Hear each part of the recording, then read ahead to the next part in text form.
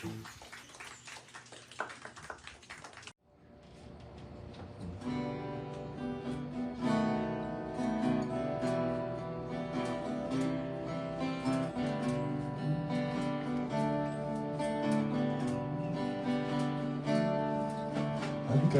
to the garden alone.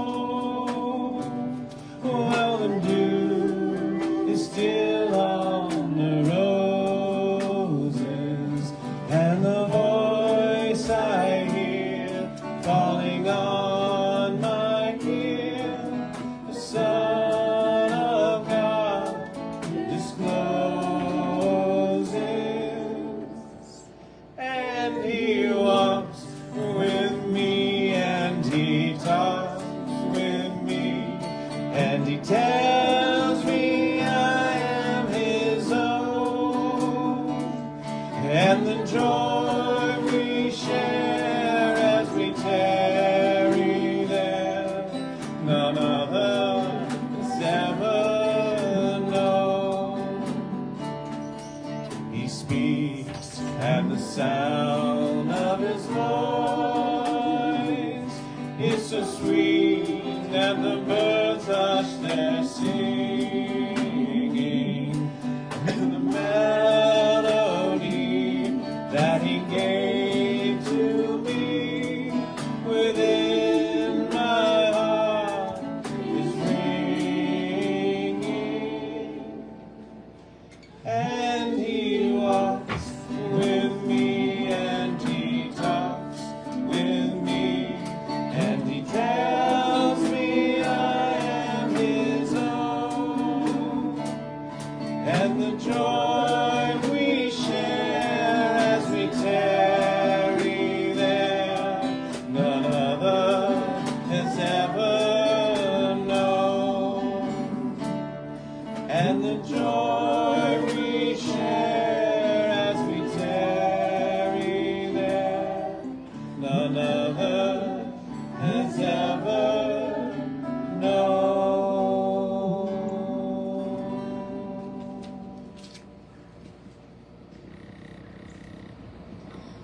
Welcome everyone, and happy Earth Sunday. I'm Cynthia Swanson. Glad to see everyone here today. We have our Plastico. We're totally open air. Hello to everyone at home. I wish you were here with us because it's a beautiful day. The homemade hymn books are on your chairs. And to start our service off this morning, during the Earth Day season, a very special thing to me is to say a prayer that a friend of mine and Susan Bowles wrote long ago in the 80s when he was on the South Carolina Agriculture Commission. This is our fellow Oriite, Billy Holiday, passed away last year. He wrote this blessing because he was always afraid they were going to call on him to give a blessing at lunch or whatever at the Agriculture Commission, but they never did. But he gave me the blessing, and it's on the back of your yellow paper there. I think it's one of the most beautiful prayers I've ever read. So let's read it together, please. Let us pray and evoke the divine presence that fills all being, all life, all creations, and all creatures, from whom we emerge, connected in love. Help us, we pray, in our roles today as stewards of this divine process of this creation, this blessed earth, this sacred land we call South Carolina. Oh, that's beautiful. Amen. And our first song is also very special to me. I brought my audio-visual aid here. This is a picture of my dear grandparents, Harry and Mary Trapp. They had a 5-acre camellia and azalea nursery up in Columbia. And whenever I hear, this is one of my favorite songs, our next song, it's on the front, Luther's Garden. Whenever I sing that, Luther was a nurseryman. I think of my own grandfather. Harry. He was a nurseryman, and there's a little write-up from the state newspaper if anybody wants to look at it about their nursery from several years ago. And So, say who Luther Austin was. and Luther Austin was a nurseryman and a preacher man down in Myrtle's Inlet years ago, and he has there's a garden down there dedicated to him, and Larry Reach wrote this song about him. I just love it, so let's sing that together about Myrtle's Inlet.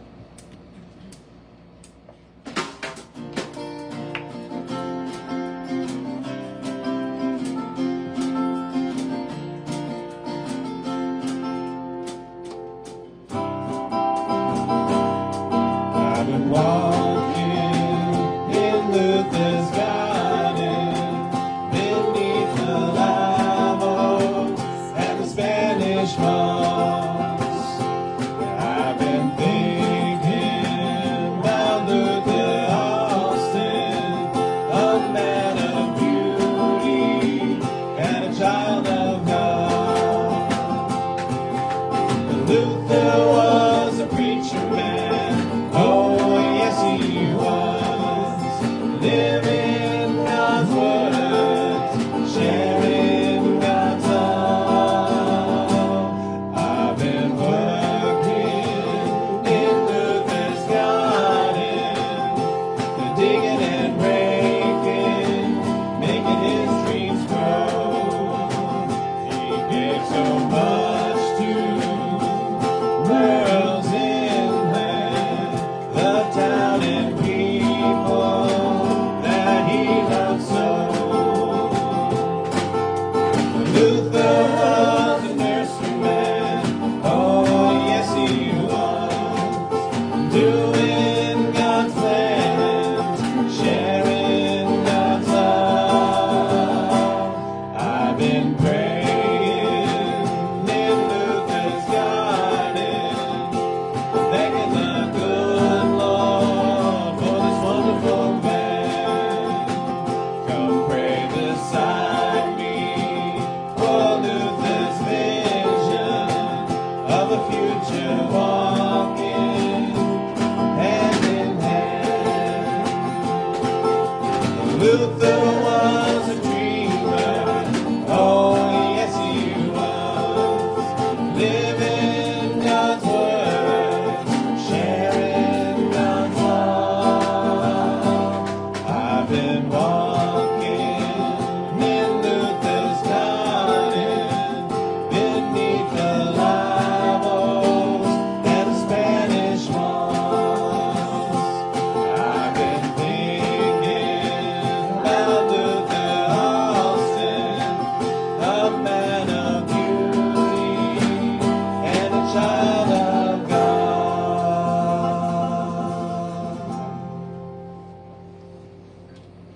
Beautiful. Okay, we'll continue with the Lord's Prayer, the prayer of Jesus, translated from the Aramaic, which is in your pews. Haha. We do have one pew in the back. Together, please. Father, Mother, birther, and breath of all, create a space inside us and fill it with your presence. Let oneness now prevail. Your one desire then flows through ours as energy fills all form. Give us this day our physical and spiritual nourishment and untangle the knots of error that bind us as we release others. Do not let appearances make us forgetful of the source, but free us to act appropriately. From age to age, through you, flow the glorious harmonies of life. May these words be fertile statements through which our future grows. Amen, amen, and amen. We have a daily publication, a daily reader in Unity that can be subscribed to for pennies a day. And also we can read it each day. It refreshes it daily at unity.org online. Instead of reading the normal Sunday's daily word, I'm going to read Friday's, which was the actual Earth Day, the historic Earth Day, and the daily word then was earth care. So let's repeat the affirmation together. We are caring stewards of the earth. We are caring stewards of the earth. We care for the earth the way we tend to our homes, with loving attention and respect. Just as we would keep our homes well maintained and comfortable for ourselves and our loved ones, we do our part to care for the earth, the home of our human family, and every creature imaginable.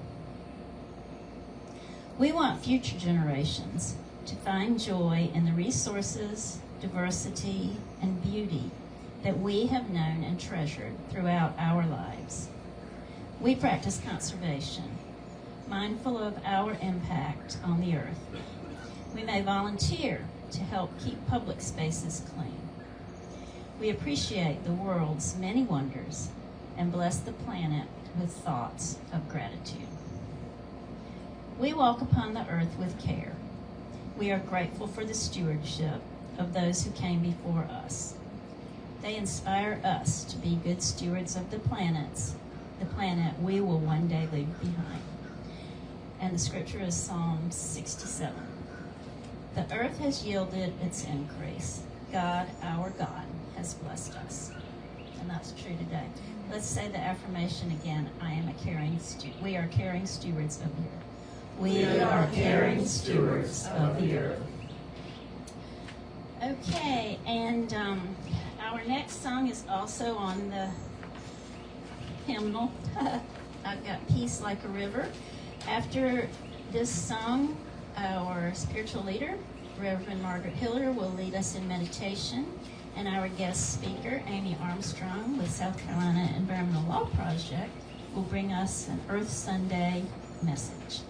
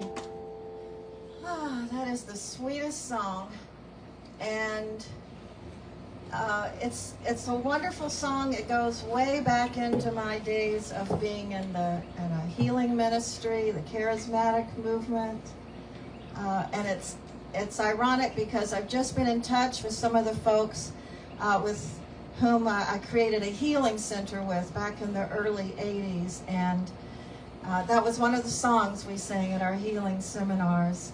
And I may be getting together with them in June just to see people I haven't seen in a lot of years.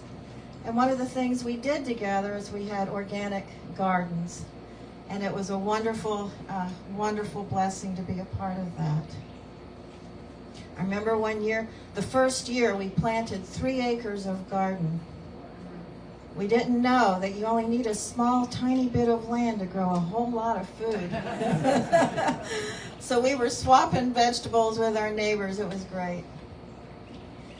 See, I invite us to take a deep breath on this glorious day of sunshine and fresh breezes and the light in our hearts and the curiosity in our souls of what are we called to at this incredible time for our species? What are we called to do and to be? So I invite you to listen to the words of an Ojibwe prayer. And if it's comfortable for you to close your eyes, listening with our hearts, we join with the earth and with each other to bring new life to the land, to restore the waters, to refresh the air. We join with the earth and with each other to renew the forest, to care for the plants, to protect the creatures. We join with the earth and with each other to celebrate the seas, to rejoice in the sunlight, to sing to the stars. We join with the earth and with each other to recreate the human community of justice and peace, and to remember our children. Grandfather, grandmother, look at our brokenness. We know that in all creation only the human family has strayed from the sacred way. We know that we are the ones who are divided, and we are the ones who must come back together to walk in the sacred way. Grandfather, grandmother, sacred one, teach us love. Teach us compassion, that we may heal the earth and heal each other.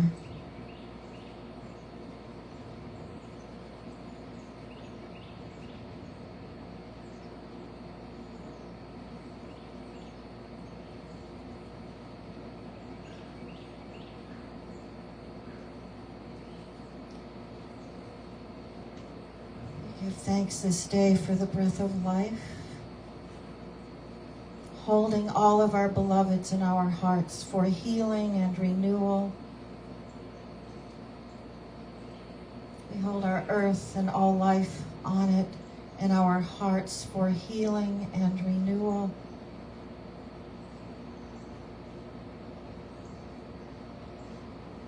For the task that seemed daunting, we stand ready to have ears to hear, eyes to see, hearts to understand simply what is ours to do.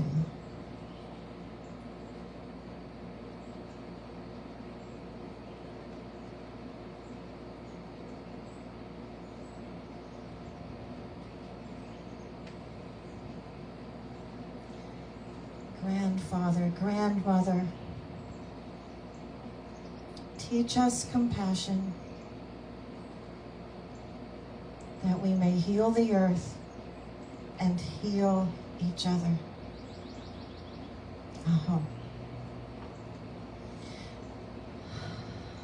We take a deep breath. We give thanks that we have the capacity to hear in each moment what must be done and what is ours to do with our voice, our finances, our votes, our presence, and our projects. We pray for the wisdom to bring forth healing and renewal, and we say, so it is, and so we let it be. Namaste. I'm so happy to welcome you again, Amy. Amy spoke for us, I think it was 2 years ago now, for Earth Day. And we did not have an enclosed pavilion. We did not have the screening. We did not have the ceiling fans. You came when we were still pioneers in the woods. And we still kind of are, but we've upgraded a bit. as Cynthia said, Amy is an eco lawyer and with SCALP, South Carolina Environmental Law Project, and has been working at this for a long, long time.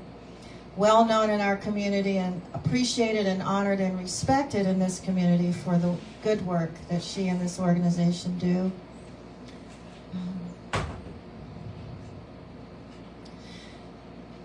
When I asked Amy what her topic was going to be, and she said, I think I'll talk about the CWA. And my mind went to the conservation groups that came out under Roosevelt back in the 40s. I thought, wow, are they doing work again?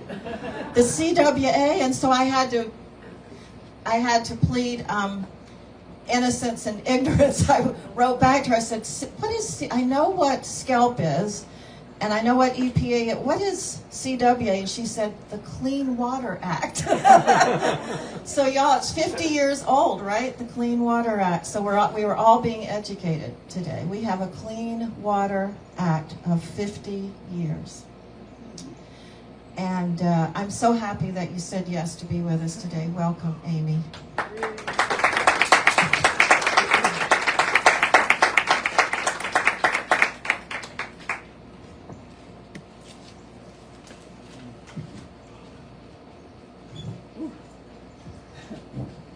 Thank you, Reverend Margaret. I'm honored really to be here again. The other thing that the Reverend didn't mention when she asked me what my topic was going to be is I said, you might want to keep it loose. Because I hadn't really figured out exactly what I wanted to say. And I definitely want to talk about the Clean Water Act. But I also, it being Earth Day, want to also just share some of my thoughts and my perspective as a person who works in the field of trying to protect and conserve our natural environment. And so to me, when I think about Earth Day, that's every day, right? And I believe some of you here probably share that. Every day is Earth Day. And for people that don't, I hope that maybe I can persuade or inspire you to think about every day as Earth Day. It is, we all know, what we're doing to our planet matters because it's the only home that we have, and it's what we're going to be leaving for future generations. And so to hopefully to inspire you, I might also scare you or surprise you a little bit. But I think it's warranted really because of the circumstances that we're in right now. I loved the opening though, the Mr. Holliday's prayer that Cynthia shared with us. If everyone shared in those views and beliefs and we all carried that out every day of our lives, I think our planet would be in a lot better shape than it is. But I think what's happened is we as humans have really become disconnected from the natural environment. And we all enjoy going to the beach and spending time on the river and hiking in the mountains. And certainly that's a way to connect to nature. And there are great health benefits, mental health and physical health, to being out in nature. But really the decisions that we make every single day have pretty drastic effects on the natural environment. And so when I think about how we relate and connect to nature, it's not just about being outside, it's about how the choices that we make every day affect the natural environment. Margaret referenced the choices that we make and how we vote and how we spend our money, and that's exactly what I want us to leave today thinking more deeply about. We are, as human beings, we are punching well above our weight in the impacts that we have on the natural environment. And we are, just to give some examples, we are in what is now called the Anthropocene. It is humans have dominated and controlled and influenced every square inch of our earth. There isn't a place on earth that hasn't been affected by the choices that we have made. I mean, that's, to me, pretty alarming. We, as a result of the agricultural and industrial revolutions, we have drastically changed the landscape. We've got a disproportionate place on this earth. And I believe it's because we, as humans, have disconnected ourselves from the other living beings that we share this earth with. We've got now plastics. You all probably have heard, but there are plastics break down, and it doesn't matter if we recycle them. They just still get out into the environment. They break down, and they are now in also every ecosystem on Earth. They're in our bodies. We breathe in microplastics. We consume them in the things that we eat, and they are now prevalent in all across the earth. Not in every living thing, but they are there. And it's a serious impact that we've had. There's with the agricultural and industrial revolutions, we have, by domesticating livestock, we have destroyed massive amounts of wildlife habitats. And how you can measure our impact is in looking at biomass. So biomass is the amount of carbon that a living organism produces, and it's a measure of productivity. And humans, of mammal species on this planet, humans make up 36% of all mammal biomass. 60% is livestock, domesticated animals, mostly cows and pigs. And so of all mammalian biomass on the planet, 96% is humans or domesticated animals. Only 4% of wild mammals, of mammals are wild on this planet. I mean, if that doesn't alarm you, I don't know what would, because to me, the fact that we have so drastically changed and altered the natural ecosystems that we've now diminished wild mammals on this earth. I mean, we're talking about elephants and giraffes and tigers and all of foxes, all of the things that live around here as well. That's an incredibly small percentage, and it's because of us. Our actions have resulted in a loss of approximately 83% of all wild mammals. So it's alarming, and I think, when I said I want to, you might be surprised, you might be, depressed even, and I think that there's a good reason to feel those ways. And believe me, as a person who spends every day trying to fight for environmental protection, it can be depressing. It is tough. These are existential crises facing humanity, and if we don't take a hard look at them and decide how we as individuals can move the needle and what things we can do, then we're not going to have an earth to leave to our future generations. Layer on top of those kinds of problems with plastics and loss of biodiversity, we've also got a climate crisis on our hands. The burning of fossil fuels and massive deforestation have put billions of people on this planet at risk. Whether it's increased wildfires, whether it's melting ice caps, or something we are all too familiar with in this area, flooding, those are things that are happening because of us. Now, 1970 was the first Earth Day, and it was a time to really recognize how we're affecting Earth, to celebrate it. But where have we come in those 52 years? In nearly every respect, our Mother Earth is in a worse place than it was 52 years ago.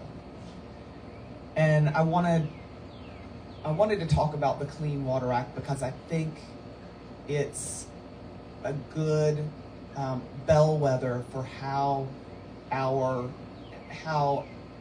country has not done what it needs to do to really protect the natural environment, how our existing legal framework is insufficient to protect the natural environment, how it prioritizes economic development over protecting human life and other life that we share this earth with. And so the Clean Water Act is just a good example of that. And one of the reasons I wanted to talk about it is because this year is the 50th anniversary of the Clean Water Act. And the purpose, the reason the act even came into existence was around the time of Earth Day in 1970, the Cuyahoga River in Cleveland, Ohio caught on fire. Some of you are nodding your heads, so I think you probably remember that, have heard about that. And that was really one of the drivers of passing the Clean Water Act. And the Act's goals were to make all of our nation's waters swimmable, fishable, where we could recreate in them safely without fear of contamination or pollution, and to end pollution into our nation's waters. I mean, very lofty goals for this law, and those goals haven't changed. And the other thing that hasn't changed is reaching those goals. So we've got this law that's designed to stop pollution. And what I don't know if y'all have seen this, but I have seen it, and especially in my work, is that our water quality is not instead of getting better, in many, many instances, it's actually getting worse. And the measures of it getting worse are things like right down the street in Myrtle's Inlet, we've had more shellfish grounds closing due to bacterial contamination. That means it's too polluted for us to consume oysters out of those waters. And that's several hundred acres have shut down in the last 5 years. Legally, states are required to maintain a list of impaired water bodies. And that's water bodies that have too much pollution, that they are unsafe, and they are not able to handle any more discharges of pollutants into them. It's called a 303D list of impaired water bodies. And the purpose of those lists is to say, hey, we need to develop a plan for how we're going to clean them up. And we need to restore them and spend a lot of extra attention on restoration of those water bodies. But what's happened is that we've added more water bodies to this impaired water body list instead of taking them away. So I would argue that our existing legal framework is simply insufficient to be able to, I've got an amen. It is insufficient to really protect all life. Of course, we come at it from the human perspective, And it's a very Western perspective, because human life clearly is not the only life that matters. As I was driving in this morning, I was listening to NPR, and some of you, looks like, also heard the same story, which actually emboldened me to share some of what the South Carolina Environmental Law Project is working on in our vision for the next 5 years and really beyond. You know, our vision is one where the natural environment is protected, and we have a legal framework and policies that prioritize life-sustaining systems. We recognize that the existing framework is not doing that, and so thinking about how we can use new and innovative tools to establish greater legal protections. We all know that South Carolina our legislature is not likely to pass laws that give us greater protections. And so how can we achieve them through the legal system? And so the topic this morning was about how other living beings have certain rights, or should they have certain rights. In this country, that's not the case. But if we gave more consideration to the choices that we make and how they impact the natural environment, instead of only viewing it from the human perspective, then we might behave a whole lot differently. And so there are some places that have given, like New Zealand and Ecuador have gotten constitutional amendments that give rights to nature.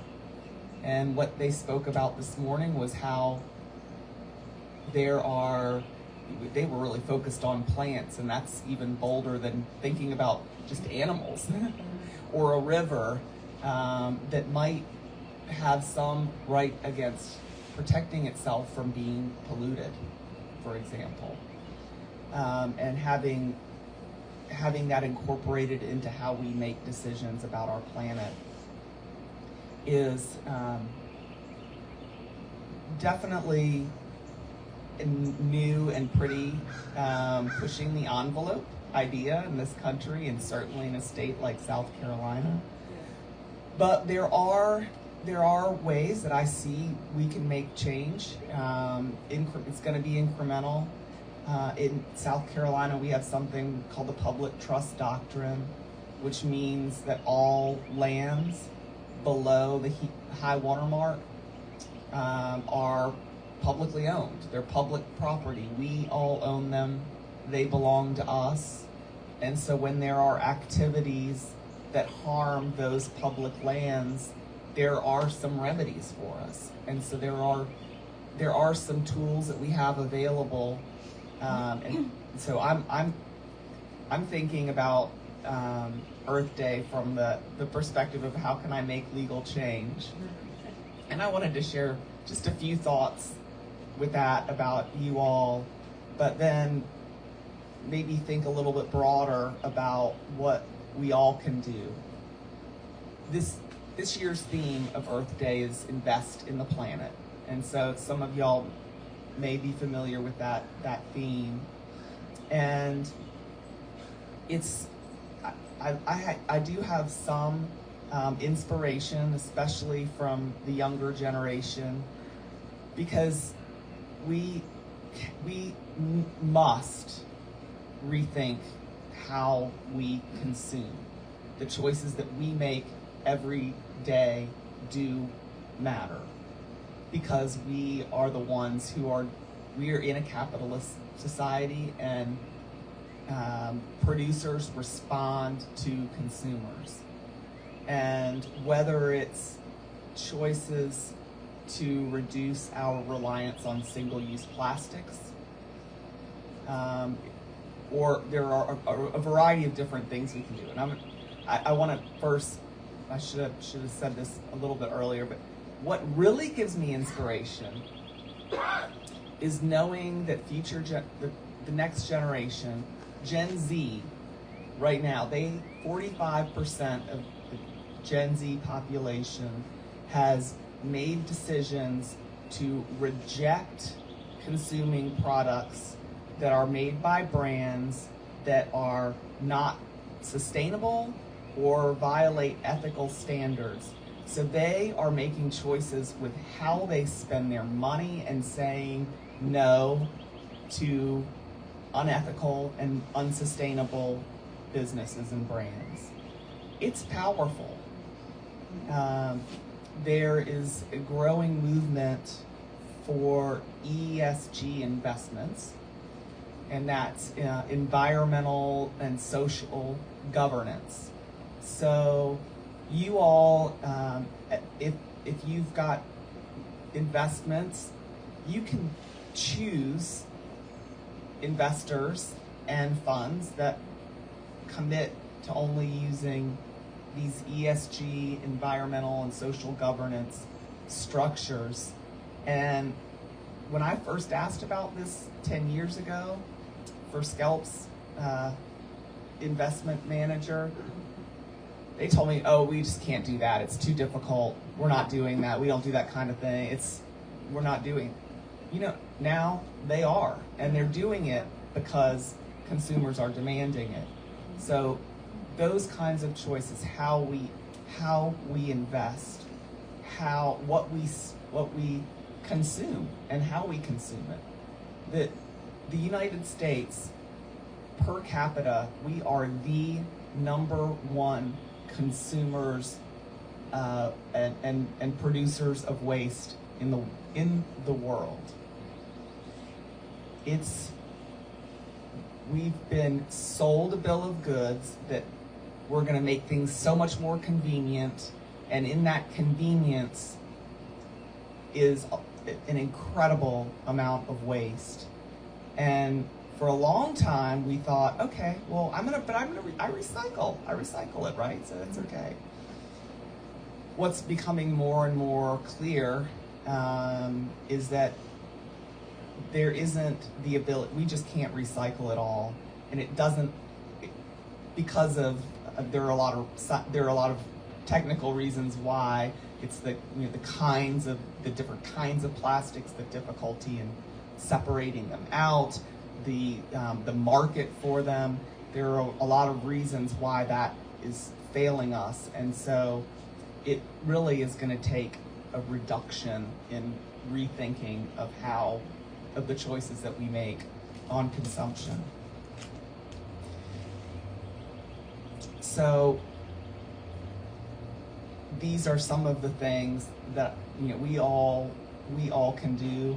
I think the point about who you vote for is, I was gonna not even mention that because I was trying to keep politics and church separate. But the reality is that who we vote for, that does matter. And what I have seen, and I would encourage you all to do as well, is the local politics can be a really incredibly powerful tool for involvement. At the federal level, it's very difficult. State as well. Holding elected officials accountable at the local level is a really meaningful way to affect change. And I want to just point to Horry County Council as an example of that. Horry County Council has recently, within the past 6 months or so, passed freeboard requirements that it's basically a flood protection mechanism. And so hearing from residents, they actually had a flood ordinance that they passed to improve protections for people that are going to be at risk from building in low-lying areas. Why did that happen? I mean, Horry County, the independent Republic of Horry County, we all know, who's very motivated by bringing in new development, has actually listened to the residents and said, okay, let's give some more flood protections. working through Horry County now also are the possibility of some wetland buffering protections. Again, pretty remarkable for this part of the state, for who's governing, but because people are speaking up and engaging more in local politics. Power to the people. Power to the people. Regardless of who you vote for, they are still accountable to us, and we need to make sure that we're holding them accountable to make the decisions that are best for our communities. Finally, the hardest part is restoring nature.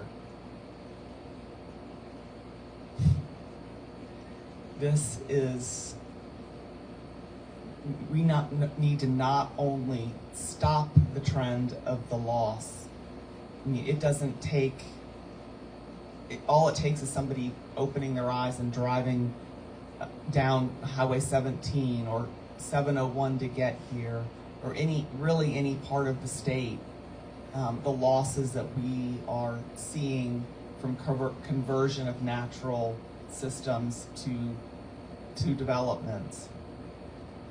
So we're already going in the wrong direction in that front, and restoration is going to be one of the most important pieces of our work, certainly in the coming decades, because we are so interconnected with everything around us. As we breathe out our carbon dioxide, these trees around us are taking it in, and then they're converting it back into oxygen for us to breathe. So the inextricability and the need for natural systems to be restored is going to be one of the most important things that we can do. So I hope that you all think about every day, how are these decisions that I'm making affecting Mother Earth? What can I do in my day-to-day life? How can I be an advocate for the earth and for making better choices? And I hope that you'll feel inspired to do that. I know even before I came up here, I felt more inspired by hearing the prayer that Margaret read for us, the meditation. And I encourage you to reflect on those choices that we're able to make every day, and appreciate you all having me here. You can certainly learn a lot more about the work that we are up to at SCELP, and I'm glad to talk more about that afterwards. But at this point, I think I'm going to hand it back to the Reverend Margaret Hiller.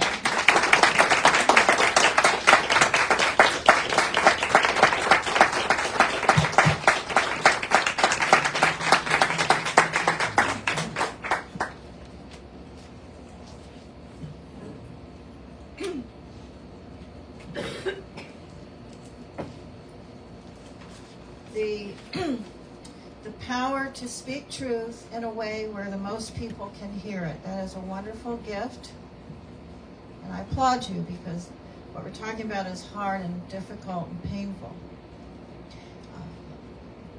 I remember when one of our grandchildren asked me, when Kai was about 14, why did you all let this happen? So that's a question that we continue to ask. How do we keep letting this happen? I was listening to NPR on Earth Day, and I wish I could remember the young man's name. Young, I think he's in his early 50s.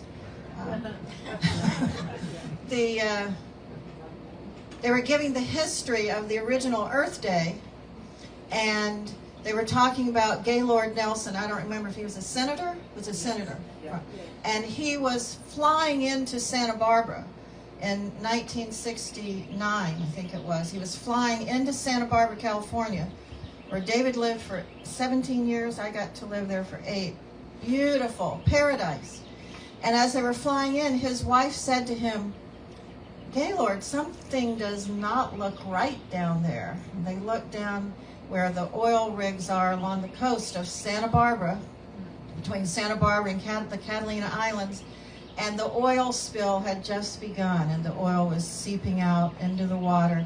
And that's an oil spill that we still felt the effects of, even when we lived there in the 90s, is you walk on the beach and you come back with feet covered with tar. And he was instrumental, Gaylord Nelson was, in helping to get Earth Day established. But then there was a wonderful speaker whose name I cannot remember, a Lakota Native man, an attorney, and he was a part of Standing Rock and getting the pipeline stopped. And he said, it's wonderful we have an official Earth Day because it brings our attention to what we need to do. And he said, but the indigenous peoples have been working on protecting water and land for generations and generations and generations. So we paused to take a deep breath at all the people like Luther Alston, who we sang about, all the people like Ken and Carol, who have their gardens established and grow wonderful, beautiful things. Many of you, we talk around here a lot about that we offer a service here. It's get dirt under your nails, because when you come out and garden here and you get dirt under your nails, there's actually a scientifically proven idea that the microbes in the soil are beneficial for our mental, physical, and emotional well-being. So again, it's a service that we offer here. You can come out and garden. Thank you for speaking of a hard topic in a way where the most of us can hear. One of the few little things that David and I have done, these are just a couple of the little things. We went to, years ago, instead of buying so much bottled water in plastic jugs, years ago, we got our water filter system so that we don't have to buy the water jugs. And we fill up our water bottles. The other thing is we've gone to laundry strips. They're so easy. And instead of buying the big jugs of laundry detergent in plastic bottles, we use little laundry strips that come to us in a cardboard package. That's just a few little things. You know, it's the little things that add up to huge benefit. So let's take a deep breath. There is so much that we can do, not the least of which is to teach ourselves and our children and grandchildren, the community, that it makes a difference what we do as individuals. We're not trapped in not being able to do anything. That's a horrible feeling, so it's wonderful to know that we can help. So we take a deep breath and we hold Gervais and Sally in prayer. They are home today renewing and restoring, and Gervais is not here to do our offering. So I will, this morning, pretend to be Reverend Gervais. And we want to give thanks for all the blessings that come to this community in the way of volunteerism, in the way of service and help and support in many ways, including financial support. We are up to many good things here, not the least of which your tithes and donations also are included in what we turn around and tithe to the community. Skelp has been a recipient of some of our tithe money. The water, River Keepers. We've also tithed on occasion to River Keepers. And also, for those of you who've asked, we did send some of our tithes to the Ukraine Relief, 2 different organizations. So your financial support blesses us here as we create this beautiful center and help to take care of this beautiful gift that has been given to us. And we also support other organizations in the community that we believe strongly in their good work. So as we hold our tithes, our donations in our hands and our hearts, I know many of you have them mailed in from your banks. That's wonderful. We just stand in a place of gratitude for all the things we've been able to do here so far and the things in the future that we will be doing that help to create a center of unity.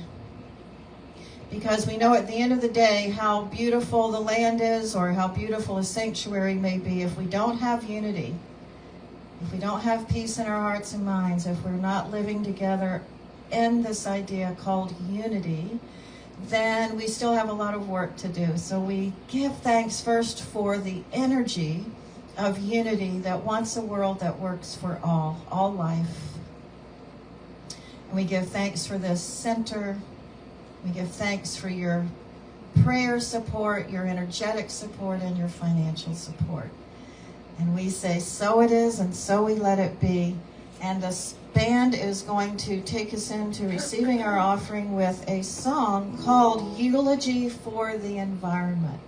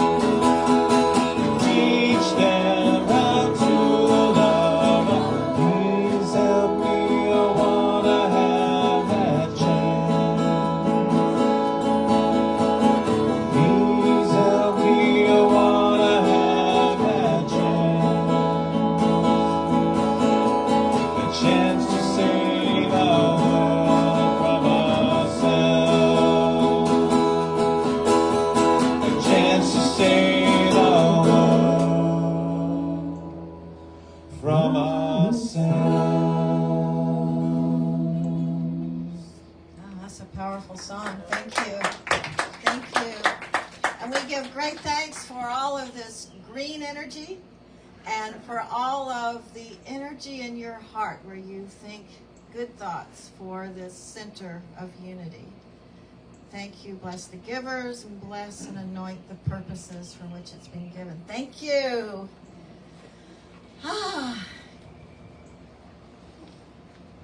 So here's a success story.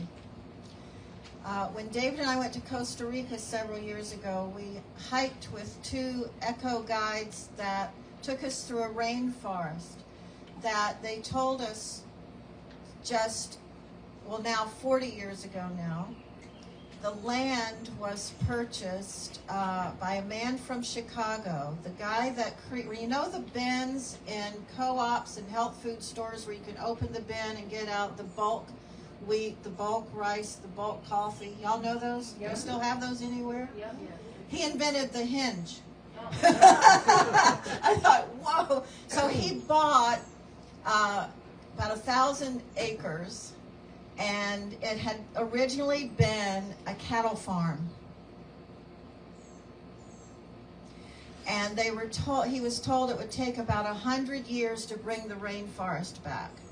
And when we were there, it had been 30 years, and the rainforest was already back and thriving, and they were seeing the wildlife that had returned, and it only took 30 years, which they felt was remarkable. Because the deal is, nature will restore itself if it's given a chance. So that is a highlight for today. So let's give thanks for our Earth Day speaker today. Thank you, Amy. And we are very blessed. I'm looking forward to next Sunday as well, when we will have a second Earth Day speaker, and I will be here to hear Gianni Guijo also, who is the Executive Director of Carolina Human Reinvestment Center and founder of Pawleys Island Community Garden. Some of you have met him already. He has been here to help us decide what we might do in the way of such an idea of community garden. So he'll be our speaker next Sunday. Also want to remind you that your new Month at a Glance is around you in the chairs and also back here on the information table. There are some really good things coming up, and I hope that you can be a part of them. Not the least of which is a new Unity class that I'm facilitating starting May 11th. And it's based on the book by Charles Fillmore called Atom Smashing Power of the Mind. What we decide we can do. And I would like to reach back into some of the teachings of one of our co-founders about the power of our consciousness and our thoughts and our prayers and our decisions. So that starts May 11th. Also, we have an art as spiritual practice workshop coming up at the end of May. All of that is back there on that very important information table. Tuesdays, many of your green team gather out here to work on the land, 9:30 on Tuesdays. And your prayer box is back here for you to submit your prayer request. Any other announcements for today? Okay. All right, let's take a deep breath in and let's do our unity prayer. It's an updated prayer inspired by James Dillett Freeman, who's poet laureate for the unity movement. Together, the light of God surrounds us, the presence of love enfolds us, the power of peace protects us, and the one presence that lives within all creation enlivens us. Wherever we are, love is, peace is, light is, God is, and all is well. And that's the truth. Y'all, let's stand for our peace song, and we give thanks for another wonderful day at Unity.